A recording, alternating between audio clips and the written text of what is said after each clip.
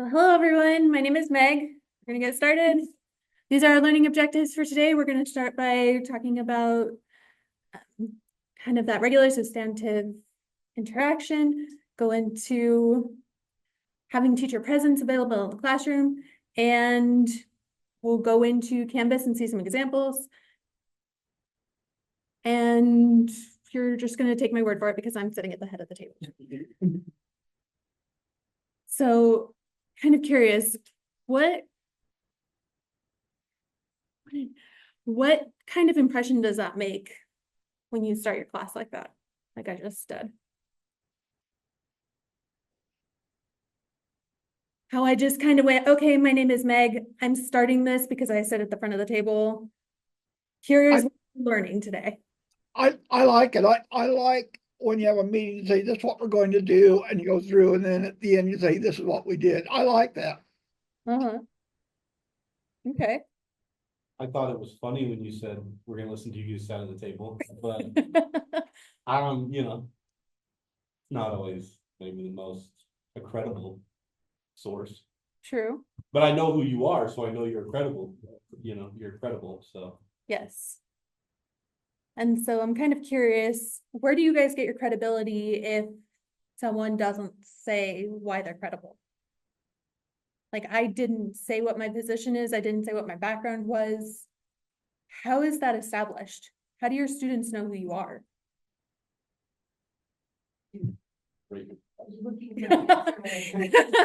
I guess if you have a ready answer, then yes. If it needs to be rhetorical, it can be rhetorical. It's fine either way. But yeah, so my name is Meg. I'm a learning designer here at UT Online. In about 2 weeks, I'll have been here for 2 years now. I have my master's degree in instructional design in this area. Well, not this specific spot, but in instructional design. And so I come up with learning objectives for all kinds of things when I'm doing things. Anytime I'm teaching, talking, hoping people learn something, hoping I learn something, we come up with learning objectives. So this is what we're going to cover. But now you know who I am, and I have a little bit more credibility, and more of you know who I am, like Brett said.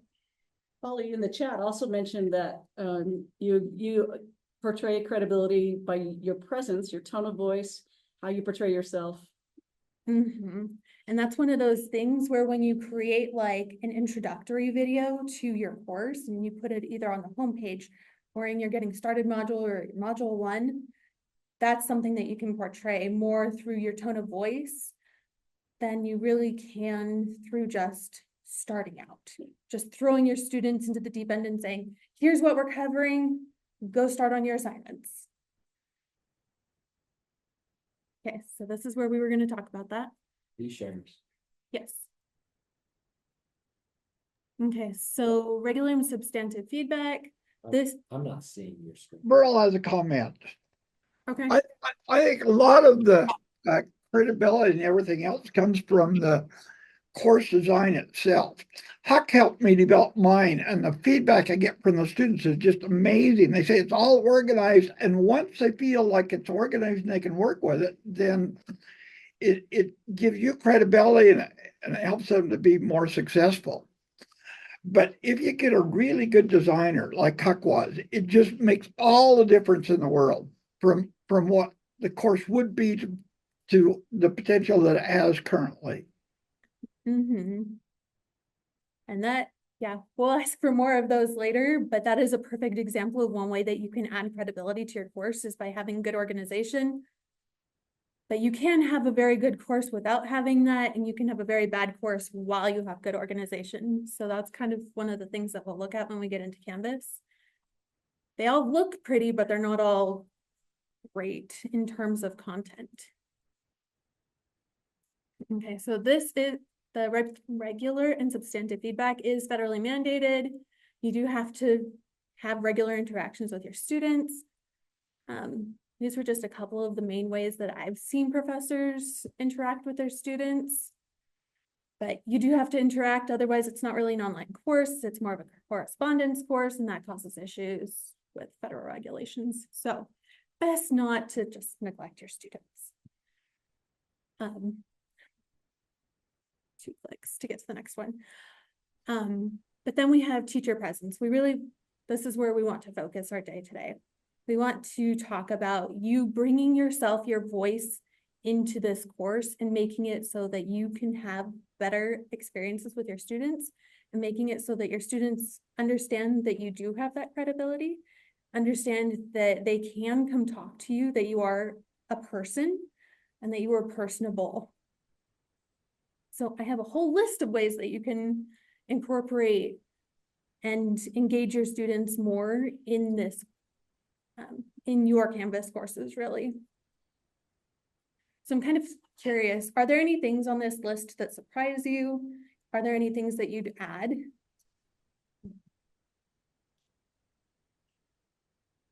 I have a question about contextual skills. What does that look like as far as, how does that relate to like instructor presence? So it helps with your credibility. So if they are doing something that is something that they will do when they're out in the wild, or yes, put it more in our vernacular, to when they're in their profession later on, then it's important for them to know kind of what that importance is, why they're doing that. Yeah. So nothing surprises you except that one? Let's see, a comment. May, can you repeat the question like people in person ask? Oh, okay, yeah. Especially for those who are a little bit further away from me, then yes, I can. So Cassie asked that question. So maybe just repeat that question. So that question was basically, why does it help to contextualize like the assignments and the skills? And it has, yeah, like I said, it has a lot to do with establishing credibility, that you know why they're doing this and that they are practicing something that will be coming up.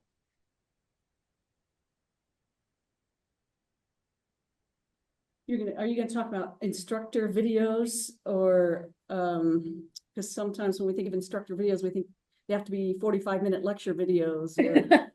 I wasn't necessarily going to go into any of these in particular, so if you have questions about them, we can do that. Instructor videos can be just super short, little 2 to 5 minute things. In fact, that's where we'd like them to be. Studies have shown that videos over about 6 minutes are not very effective.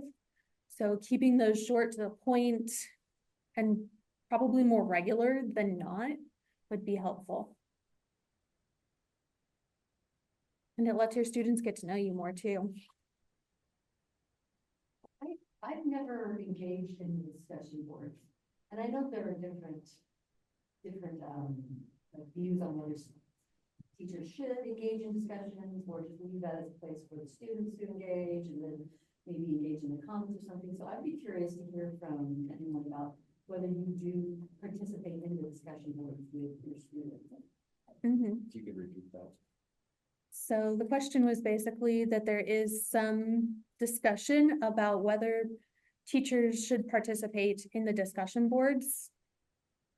And I would say yes. You have the knowledge, the skills to be able to help them understand the topic a little bit deeper. I wouldn't necessarily jump in at every turn or anytime there's a question. But, you know, maybe hold off a little bit, see if other students can respond to it. But definitely bring them in and bring in your expertise to help them to grow. Yeah.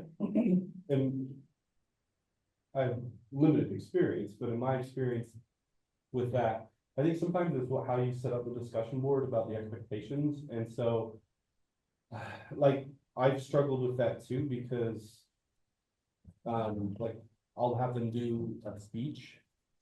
And if I'm having them do a speech, I'm giving them feedback already through the assignments, right? So it's like, well, why do I need to give them feedback on the discussion board if I'm already giving them feedback through the assignment, you know, the grading page? And I think for me, sometimes I can do better at this. There are things that if every student read that on the discussion board, it would be pretty useful, and maybe not trying to single, like if there's some, we're not trying to single people out, right? But like, I think in my experience, the classes, even thinking back to when I was in school in online classes, the classes that did have some responses from the professors on the discussion board for some reason triggered in me like, oh, they're paying attention to what I'm posting. I knew they were because like they were grading me, right? But like it was a specific response on that. So I've tried to do better at that, but I've struggled because sometimes I'm like, I don't know in this situation if it's best to post or not. And so I'm still navigating that, but I do feel like it is rewarding when you see that, not on every post, right? But on some of them. So I don't know if that helps. Just in discussions, to be fair, I think there's a wide range of ways to use it. And 100%, I echo a lot of what you're hearing, or we see a lot of what you're saying. When it comes to discussions, there is some hesitation in just implementing or even using. And I think that, and there's some questions that need to be sort of considered as to why we'd even want to use discussions in the first place, what we're hoping to accomplish with these discussions. But yeah, no, definitely hearing so that question. I think that I'm curious to know where Meg goes from here with this as well. But Yeah, because I've tended to give feedback on individually in the comments. Yeah. And let the discussions themselves be for the students. Yeah. But I know not everybody thinks that, so I was just, wanting to get others. I find that if I jump in, they start talking to me instead of each other. So I sometimes reply to them as a comment, so only they can see it. If I have something to And say that to could them, work, but yeah. I usually try not to, because then they start talking to restate. Yes, so it definitely makes sense that a lot of the students would just talk to the professor once the professor jumps in. And that is something to be cautious of. That using the comments is a really good way to get around that, so that they're still getting that feedback from a professional in the field who knows what they're talking about and can help them to enhance their learning. So maybe that's a good alternate option to just jumping in on the discussion board. But making Sometimes it if clear they that made you're a reading. mistake, it's kind of egregious. Mhm. I tell them about it and tell them how to edit. Yes. You might want to edit your post. You accidentally said this. Yes, so definitely jump in when you see something egregious that's going to confuse the rest of the class or give them misinformation. Yes, or make them look stupid. We don't really want our students to look stupid either. By the way, part 3 of this series on student engagement and online courses will be focusing on discussions. Yep. So So that one's in 3 weeks, I think 3 weeks from yesterday. 21st. Yeah, so 3 weeks from yesterday. So sign up for that one. That should start coming up soon. Right, 2 clicks to get out of this one too. References. Those are some of the things I actually looked at. If you guys want to, if you guys want to, we're going to go into the Canvas course that I created. It just has some examples of things. They are very polar opposites. I'm not posing that anything is perfect, but You post a link in the chat. I will do that.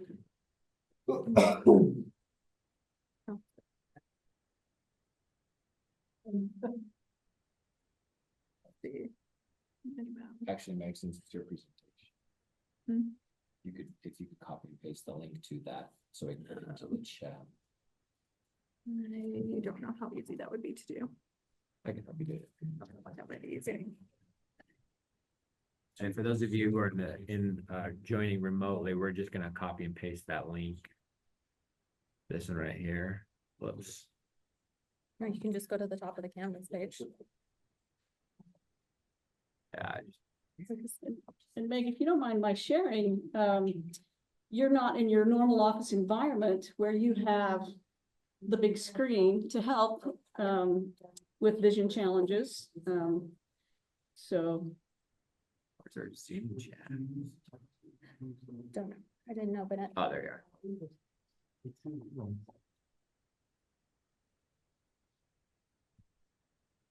There we go. Gonna just drop into the chat real fast. And paste. Alright, okay, now, yeah, dude, are you good? okay. So if you guys want to take some time to explore, that is great. We have 2 modules there. Let's see if we can go back. You're getting access to that? Oh, I got access tonight to discussion on the little instructor student interaction. why is that doing a discussion? Are you getting it? No. Excellent. Oh, I got it on both of those, just, it was on the Discussions. Oh, Discussion. yeah, that's because this one, The discussions are locking you out, but nothing else. I'm gonna have discussions too. Oh, you know why though? They're not We don't have published. any access to that. Oh. You don't have any discussion pages posted or published. No, it's good.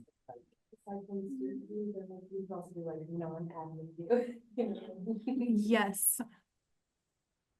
I've had to get a student involved in one of my things so that I could get a different perspective that wasn't mine. Okay. Let's see. Oh, you're. I can. Oh, yeah, so. He just resent it. Oh, I Okay, just thank tried, you. tried something.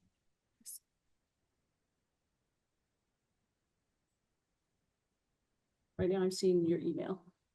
Thank you. Which I didn't even think I had open. Okay.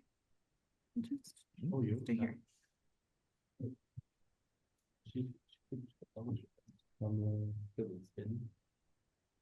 Is it? Said that you changed access?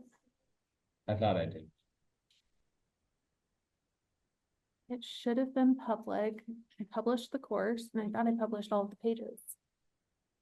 And is your course right here on this tab? The discussions tab is not visible to the students of the course. I don't like having the tabs open. You have to go to the modules. Is it possible that it's because the license is private? The license? In the sending section? I didn't Yeah, do. 'cause you part- changed it to public visibility. I changed it to Yeah, you already public. did that part. Are you wanting us to look at the discussions? Just explore around. Everything looks published to me. For people, sorry, I am visually impaired, so things have to be a little bit bigger for me to be able to see them, or significantly larger. Burl indicated he typed in the URL and it all came up for him. Oh, good.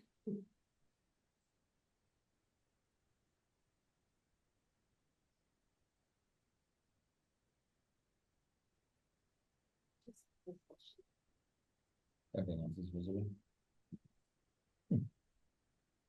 When I don't know why the discussion pages would be different.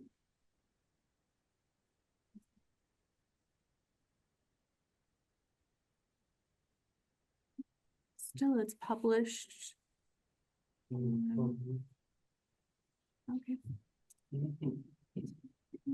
Discussion should be.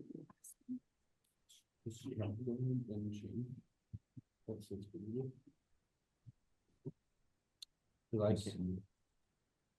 So you just clicked on that and it's sending you to the discussion tab, but we can't see it as students on the student side. So you have to make that tab visible for us to see that. I'm also just gonna scroll through Update. the less and the more for the Wait, hold on. discussions. Okay, now try.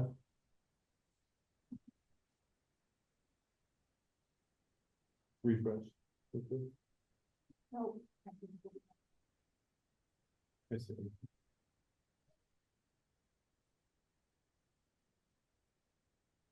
Well, we can see what you're looking at on the Yeah, screen. that's so you why I'm can- like, okay, it's fine. I'll just scroll through at least the discussions. So I asked the designers on our team to go through and to post some things. See, they didn't really respond to each other, which most did. Okay, Huck did, and I think one of our other designers did as well. I think it was only one other person did. It's not a lot better on the other one, but.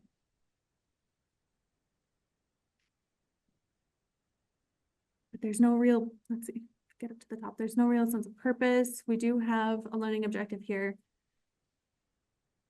But it just goes straight into the instructions. There's no understanding of why they're doing this. Which is gonna be the same way on a lot of the less pages.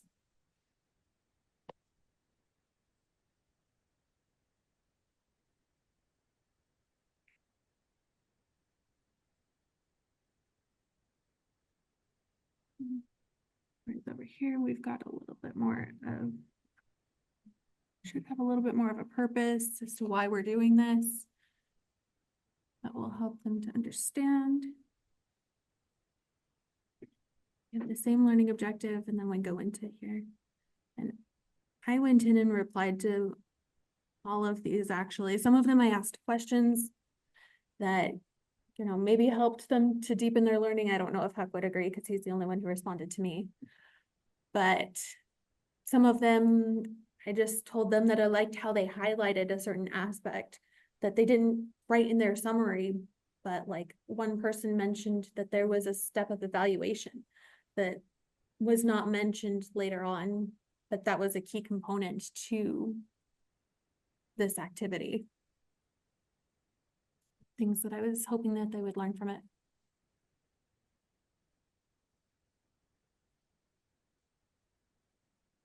I'm kind of curious, what are you guys seeing here that perhaps you do already, or that kind of surprised you in the way that I implemented it, or that you would change even?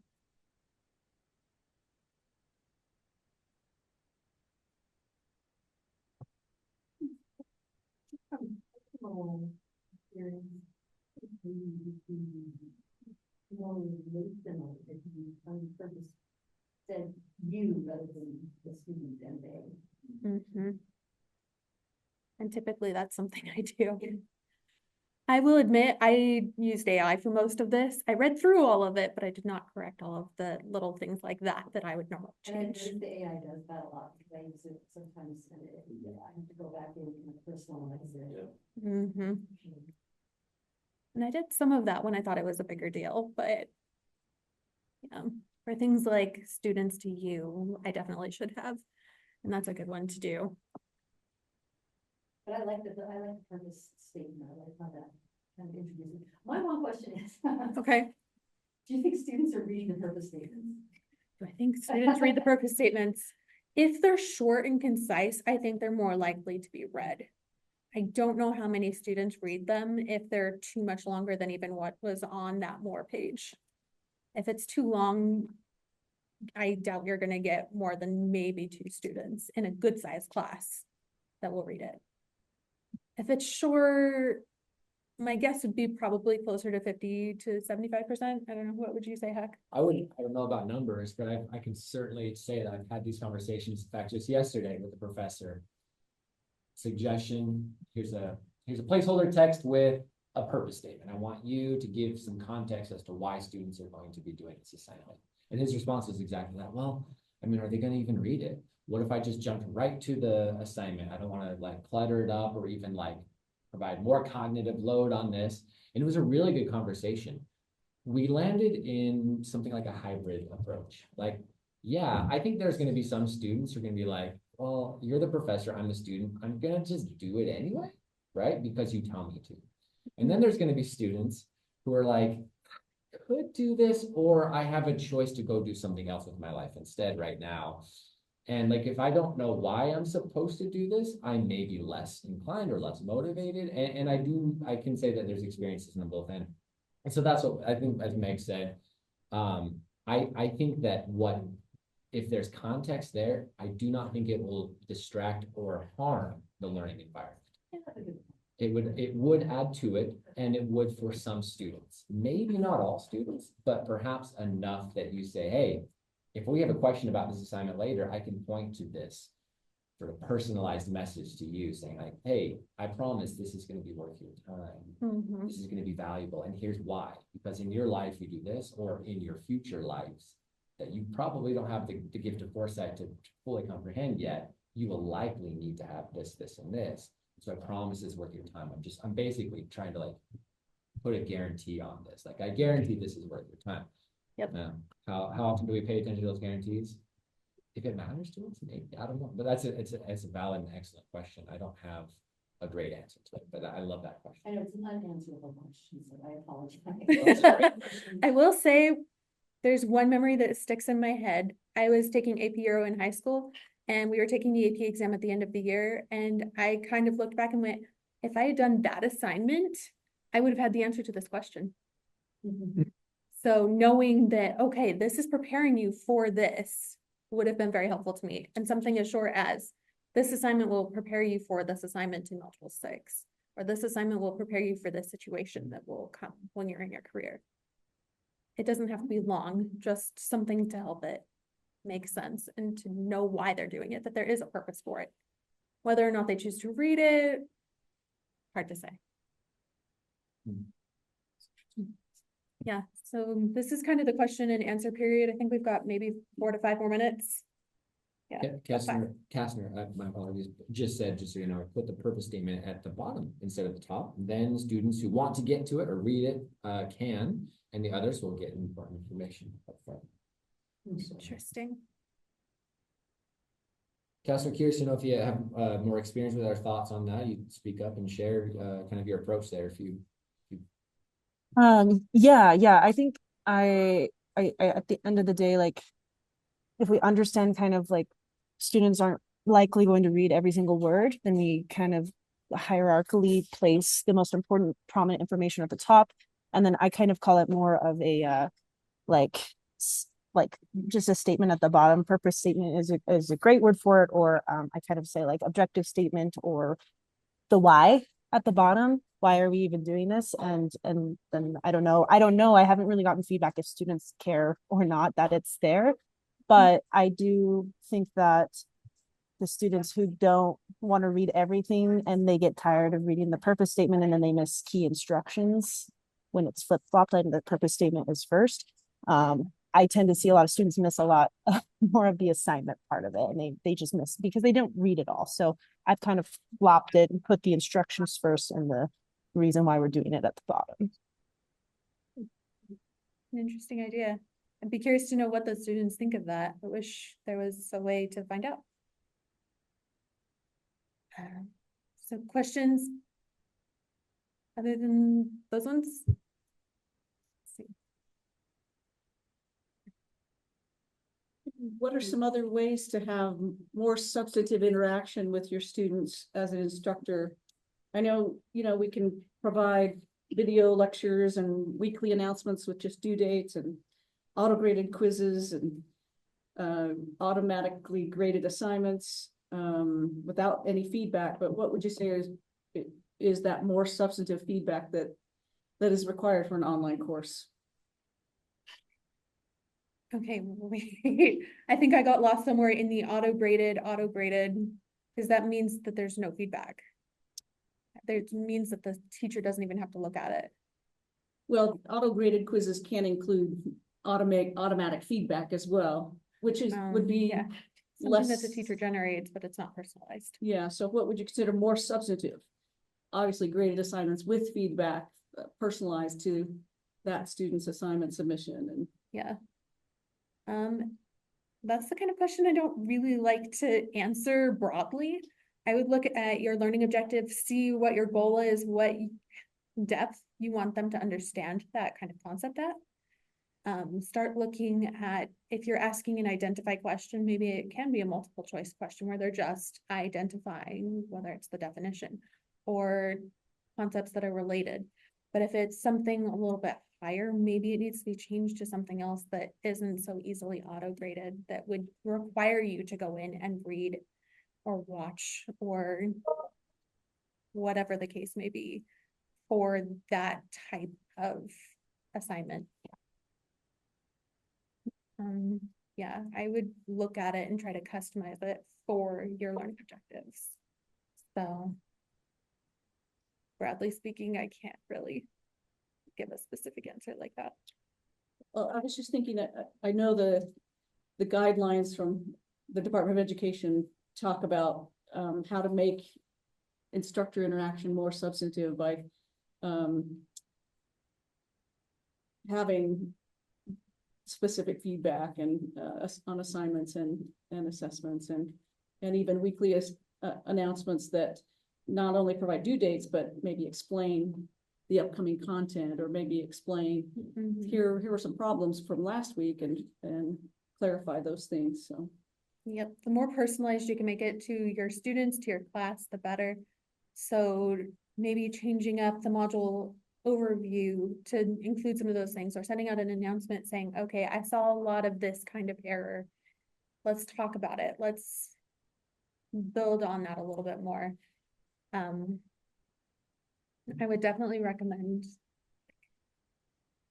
I don't know, as far as giving back to the students in a way that is personalized to them, a lot of it is going to be very much on the assignments, discussion board, and in that kind of way. But I would still talk to them via videos, via announcements, via all of these other things that are going to be more en masse. But they will help the students to know who you are and make you more approachable to them. And I would do the same thing with like your readings and things. You are the subject matter expert. You're qualified to go in and just start writing paragraphs and say, okay, this is what we're talking about this week. Here is the information you need to know. And then include, you know, whatever resources that you're going to include for them to go read, whether it's articles or YouTube videos that they're going to go watch, whatever. But including your own voice there too. Cassie mentioned, I asked them to book one-on-ones with me twice per semester to go over the 2 major projects before final submission. That works too. That one can be a tricky one, but it's very helpful for the students to be able to understand what it is that you want and how you can help them. I'd be curious to know about time management and workload for the professor from her perspective there as well. Kastner, I don't know if you want to, I don't know, share a little bit more about that as well. Be curious. Yeah, I just kind of offer up. We take one class period that is just one-on-ones, and then you just kind of book a time during that class period or during my office hours, whatever works best for the students. And so it's time I've already allotted for students, so it's not extra time on my end. But then they feel like they're getting one-on-one communication with an online professor that they don't otherwise have. And I have had a lot of positive feedback from students about that, because they're like, I don't usually feel like I ever know my online professor. And that actually I feel like makes them pay more attention and want to do better in their online class when they know I'm actually like here in the real life with them in a way. Yeah, although you facilitate those in person and via Zoom or? It's usually via Zoom because they're online students anyway. So if they wanted to come in person, they totally could. But I've never had anyone want to, so we usually just do Zoom. I'd be curious to know, you mentioned you have a positive student response for those that take advantage of it. Yeah. Do you find that there's like a certain percentage that just simply do not take advantage of that, of access to their professor? I require them as assignments to meet with me. So they're called the Meet Kasner checkups assignments, and you get credit to actually book the time with me. And I have students who really love the time, and then I have students who go through the motions, but most students really love the time and feel a lot better afterwards from the kind of feedback they get. And I teach creative courses, so it's often visual feedback that I'm commenting on anyway, and it's a lot more helpful when we can have a discussion about it. Can I ask a quick question? I have just an office hour on campus that I offer. Have you found that adding the point value to it has made them, I mean, you said you make it an assignment. Do you have students that actually, when they come to it, come prepared to talk to you about whatever? Yes, so the assignments that I ask them to actually meet with me, they're like review assignments, they're project reviews. And so part of it is I'm teaching them how to receive critique and feedback, and we do it in a one-on-one setting. The office hour option is only if they don't want to meet during class time. So it's offered during class time, and if you need to meet outside of class, you can meet during my office hours, but I'm not requiring them to meet during an office hour. If that makes sense. Okay, we are over our time. So thank you for coming. And I hope you learned a lot, or at least something. So thank you for coming.